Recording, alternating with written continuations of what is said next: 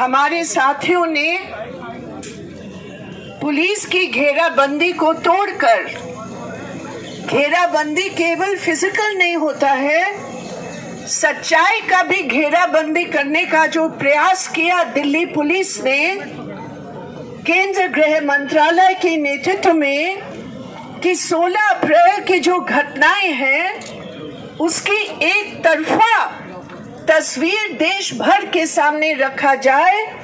दिल्ली के वाम दलों ने एक फैक्ट फाइंडिंग टीम तैयार करके तुरंत वहां जाकर इस झूठ का जो पुलंदा बनाया गया था उसको तोड़ने का एक बहुत अहम काम किया। और इसलिए साथियों, मैं आप सबको बधाई देती हूँ, क्योंकि आज सच्चाई से अगर कोई पूछे हमसे कि बीजेपी आरएसएस किस चीज से डरती है, मेरा जवाब होगा बीजेपी आरएसएस सच्चाई से डरती है, सच्चाई के आधार पर आंकड़ों से डरती है। और इसलिए उनका हमेशा यही काम रहा है कि झूठ के आधार पर वो एक ऐसी कहानी बना ले कि जो अपराधी है उनका अपराध छिप जाए और जो शिकार हुए लोग हैं उन्हीं को शिकार बनाया जाए। भाजपा आरएसएस दंगाइयों को संरक्षण देना बंद करो। कल हम लोग जहांगीरपुरी में थे और हमें पता चला कि आज भी दिल्ली की पुलिस एक तरफा कार्रवाई कर रही है और घरों में घुस कर आतंक फैला रही है और पूछताछ के नाम पर नौजवानों को गिरफ्तार कर रहे हैं। वो नौजवान कौन है? वो नौजवान एक विशेष कम्युनिटी, अल्पसंख्यकों, एक धर्म में विश्वास करने वाले वो नौजवान हैं जो आज पूरे सी ब्लॉक में एक आतंक का माहौल बना हुआ है। हम लोग जो वामपंथी हैं, जो कम्युनिस्ट हैं, हम उन तमाम तत्वों के खिलाफ है, चाहे किसी भी धर्म के क्यों ना हो, जो दंगा फैलाते हैं। हम चाहते हैं कि पहचान करके, चिन्हित करके उनके खिलाफ सख्त से सख्त सजा हो। लेकिन आज क्या हो रहा है? आज कानून की धज्जियां उड़ाए जा रहे हैं। आज इस देश के एक नागरिक के अधिकारों पर जबरदस्त हमला हो रहा है और इसलिए हम ये मानते हैं कि बीजेपी आरएसएस के लिए ये बुलडोजर केवल मशीन नहीं है, ये बुलडोजर उनकी संकीर्ण विचारधारा हिंदुत्व के नाम, ये बुलडोजर उनकी खतरनाक राजनीतिक कार्यनीति के नाम, ये बुलडोजर चलाया जा रहा है संविधान के खिलाफ, जनवाद के खिलाफ, नागरिक अधिकारों के खिलाफ। और इसीलिए जहांगीरपुरी उसका सबसे जिंदा मिसाल है। पहले खरगोन में हुआ, यूपी में हुआ, हम सब जानते हैं। लेकिन ये कहना जरूरी है कि 16 अप्रैल को जो एक कहानी बनाई गई है कि एक शांतिपूर्ण हनुमान जयंती के लिए शोभा यात्रा पर सी ब्लॉक में पहुंचते अपराधी तत्व जो बांग्लादेशी और रोहिंग्या हैं, उन्होंने इस शांतिपूर्ण शोभा यात्रा पर पथराव किया। ये कहानी पुलिस ने कहा, ये कहानी बीजेपी के दिल्ली प्रेसिडेंट आदेश गुप्ता ने कहा। और सबसे खेद की बात है कि आप पार्टी जो यहाँ दिल्ली सरकार चलाती है, जिसका एमएलए जहांगीरपुरी में चुना हुआ एमएलए है, जो सी ब्लॉक के वोट की समर्थन से अन्य वोटों के साथ जो एमएलए बना है, आज वो पार्टी के मुख्यमंत्री दिल्ली में वो भी कहता है कि हाँ, पत्थर चलाने वालों पर सजा होनी चाहिए। ठीक है, पत्थर चलाने वालों पर सजा होनी चाहिए, लेकिन वो शोभा यात्रा के संबंध में पूरा खुलासा हो रहा है। हम लोग जब जाते हैं जहांगीरपुरी, जब तमाम कम्युनिटी के लोगों से बात करते, चाहे मुसलमान हो, हिंदू हो, सिख हो, पता चलता है कि 2 यात्राओं की पुलिस की इजाजत से शांतिपूर्ण तरीके से जहांगीरपुरी में अपने ब्लॉकों में घूमकर डिस्पर्स हो गए लगभग 3 साढ़े 3 बजे।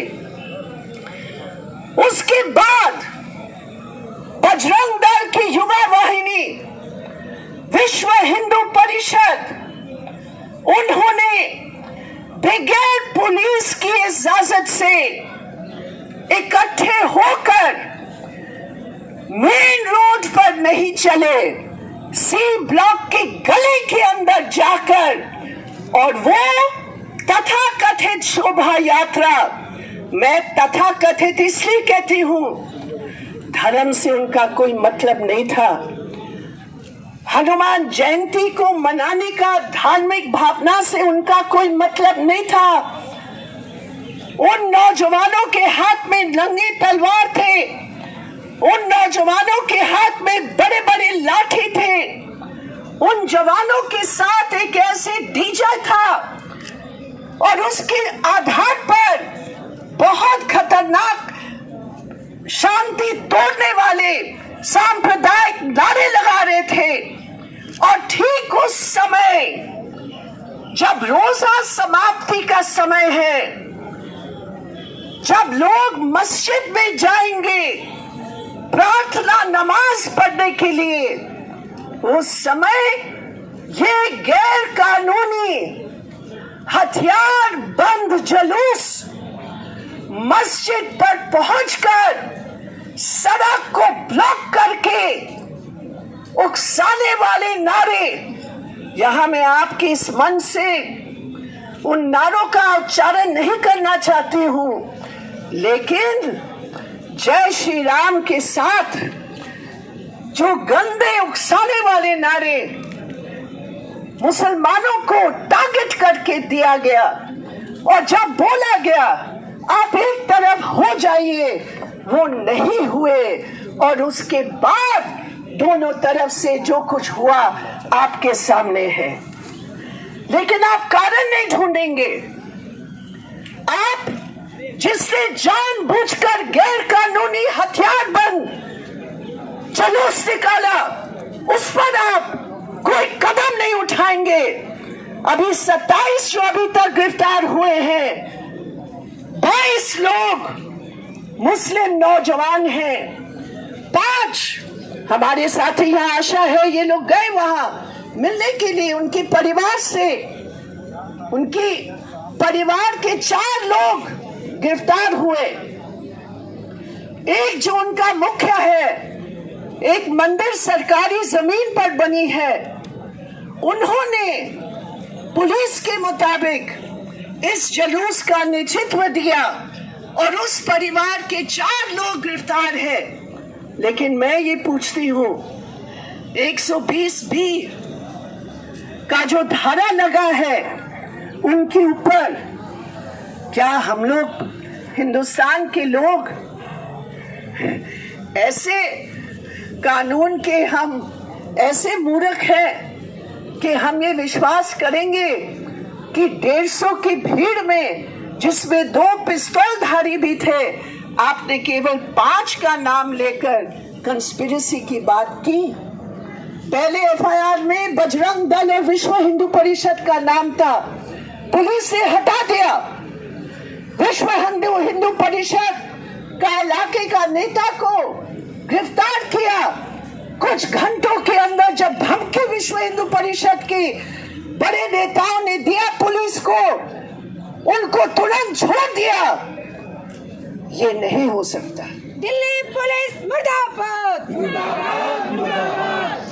और उसके बाद 20 तारीख की घटना, साथियों आप सोचिए, आप जो जहांगीरपुरी जानते हैं, हर ब्लॉक में गरीब लोग हैं जो अपने मकानों के साथ दुकान चलाते हैं।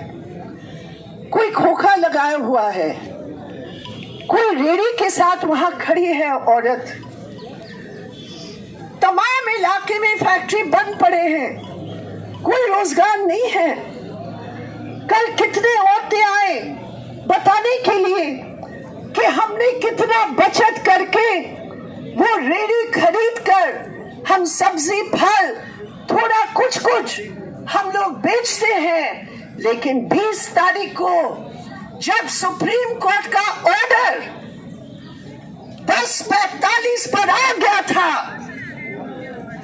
लगभग 1.5 घंटा तक ये दिल्ली पुलिस ने नॉर्थ एमसीडी की जो कार्रवाई थी, जो केवल आदेश गुप्ता के आदेश पर जो बुलडोजर वहां चले, धज्जियां तो संविधान की उड़ गए, धज्जियां तो कानून के उड़ ही गए, किसी को नोटिस नहीं दिया।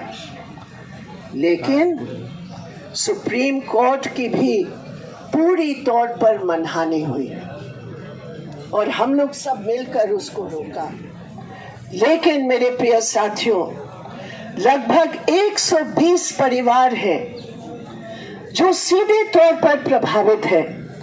उनमें से अधिकतर महिलाएं हैं जो घर को चलाते हैं।